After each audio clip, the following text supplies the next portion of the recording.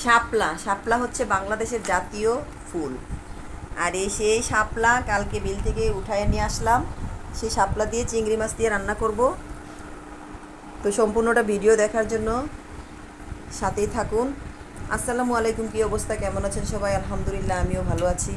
এই যে আজকে রান্না করব হচ্ছে শাপলা দিয়ে চিংড়ি মাছ দিয়ে। আর এই শাপলাগুলো উঠাই আনছি কালকে। এই যে এই শাপলাগুলা, সম্পূর্ণ শাপলাগুলো চিংড়ি মাছ দিয়ে রান্না করব। তো আমার মতো কারা কারা চিংড়ি মাছ দিয়ে শাপলা তরকারি খেতে পছন্দ করেন কমেন্ট করে জানাবেন। আর সম্পূর্ণটা ভিডিও দেখার জন্য আমার পাশেই থাকেন। আমি রান্না পুরো প্রসেসিংটা আমি দেখাবো আপনাদেরকে। এই যে এই শাপলাগুলো কাটতেছি কাটতেছি মানে কুটতেছি আর কি। এই যে শাপলাগুলো এই যে এরকম করে করে আমি কুটতেছি। সম্পূর্ণটা কোটার পরে আমি আপনাদেরকে আবার দেখাবো। এই যে শাপলাগুলা কেটে কুটে নিলাম। এখন ধুয়ে এগুলা গরম পানিতে ভাপ দিয়ে নিব। এই যে শাপলা রান্না করার জন্য চিংড়ি মাছ ভাজি করতেছি। আর এইখানে শাপলাগুলা ভাপ দিতে বসাইছি। শাপলাগুলো ভাপ হয়ে গেছে, এখন এগুলো আমি ছেঁকে নিব। আর এইদিকে হচ্ছে আমি এই যে ছোট মাছ দিয়ে টক রান্না করব। এই হচ্ছে ছোট মাছ। এই যে এই ছোট মাছগুলা দিয়ে এই ছোট মাছগুলা দিয়ে আমের হোলি দিয়ে, মানে আমের শুকনা যে সলিটা থাকে এটাকে আমরা হোলি বলি, এটা দিয়ে এই টক রান্না করব। এই ছোট মাছের টক রান্না করতে এক এক করে আমি সব মশলা দিয়ে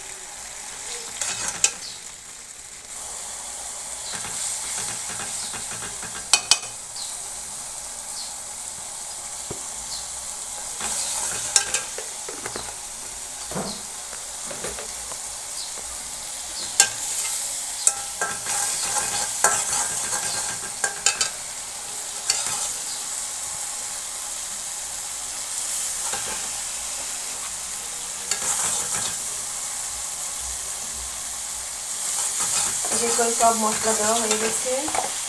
আর এদিকে হচ্ছে একটা শোল মাছের বাচ্চা। এই যে একটা শোল মাছ, ছোট একটা শোল মাছ আর গাছ কাঠ মাছের পেটির গুলা আমি নুন হলুদ দিয়ে সিদ্ধ করছি লেবু পাতা দিয়ে। এগুলা দিয়ে আমি একটা মাছের ভর্তা তৈরি করব। লেবু পাতার ভর্তা বলি আমরা এটাকে। এই যে লেবু পাতাগুলো ছিঁড়ে আমি সিদ্ধর সাথে দিয়ে দিচ্ছি।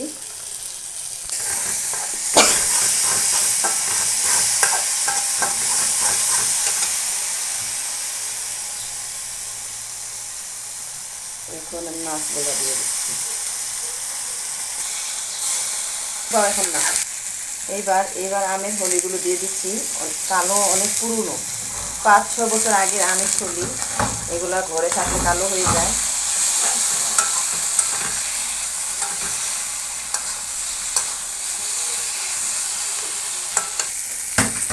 এবার আমি ঝুল দিয়ে দিচ্ছি। এই আমার টক রান্না। এই হচ্ছে আমের হলি দিয়ে ছোট মাছ দিয়ে টক রান্না। বেশি ঝোল দিব না। এটাকে আসলে টক রান্না বলে না, টক রান্না করলে বেশি ঝোল দেওয়া লাগে। আমি এটাকে এত ঝোল দিব না। শাপলা রান্নার জন্য তেলের মধ্যে পেঁয়াজ দিয়ে দিলাম। এবার পেঁয়াজটা ভাজা ভাজা হয়ে গেলে এক এক করে সব মশলা দিয়ে দিব।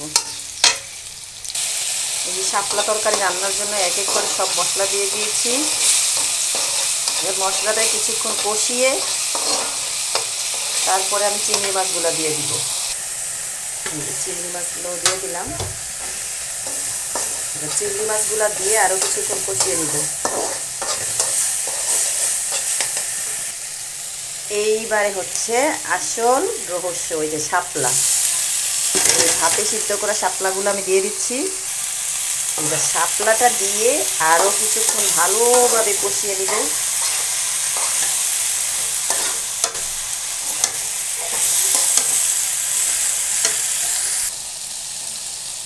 এই যে শাপলা কষানো হয়ে গেছে। শাপলা দিয়ে চিংড়ি মাছ দিয়ে এই যে তরকারিটা আমি সুন্দরভাবে, দেখেন কি সুন্দর একটা কালার আসছে। এই দেখেন কষাইয়া নিলাম। এবার আমি এটাতে ঝোল দিয়ে দিব। খুব সুন্দর একটা কালার আসছে। এটাকে কিন্তু শাপলার মতো এখন আর লাগছে না, এখন মনে হচ্ছে যেন লতা, কচুরলতি মনে হচ্ছে। এই যে এখন আমার কষানো হয়ে গেছে, আমি ঝোল দিয়ে দিব।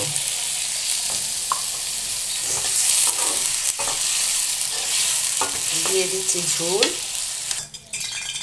এই দেখেন ঝোল দেওয়ার পরে তরকারিটার কালার আরও সুন্দর হয়ে গেছে।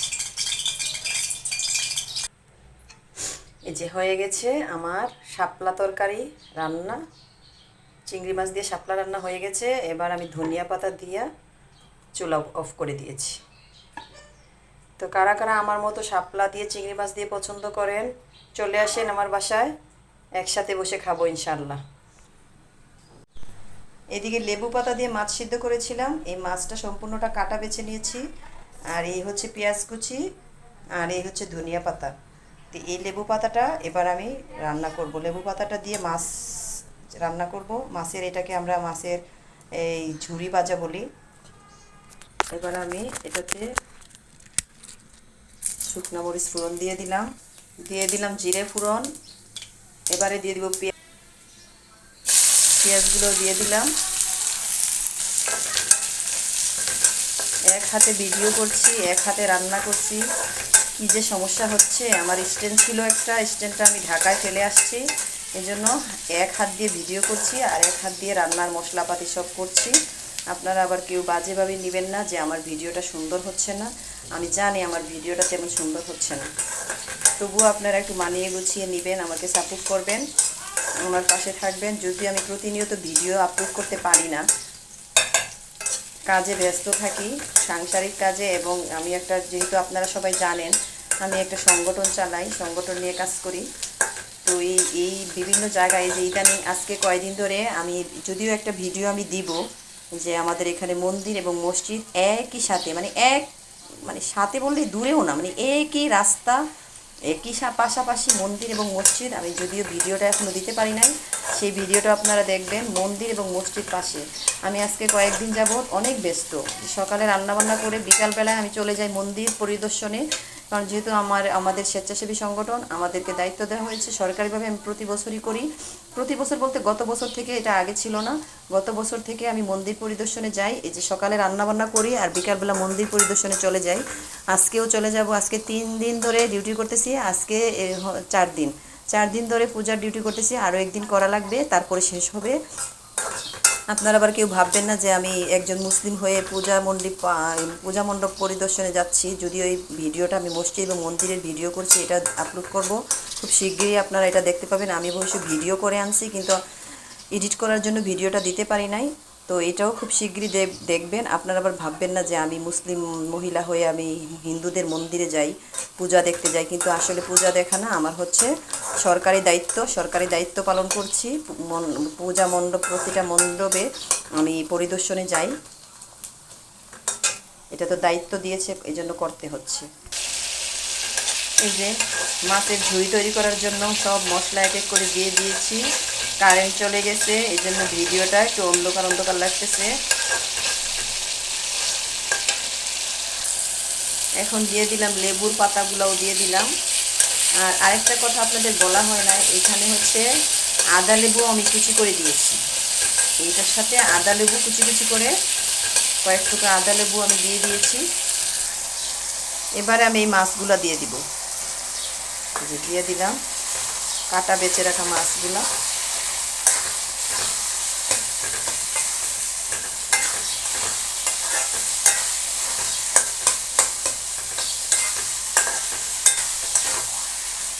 ভিডিওটা একদম অন্ধকার হয়ে গেছে, কারণ বিদ্যুৎ চলে গেছে।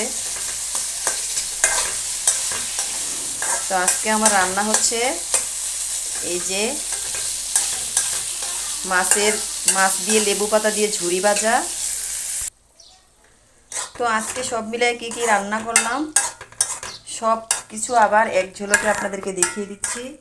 এই যে আমার মাছের ঝুরি ভাজা হয়ে গেছে, আমি এখন ধনিয়া পাতা দিয়ে চুলা অফ করে দিব।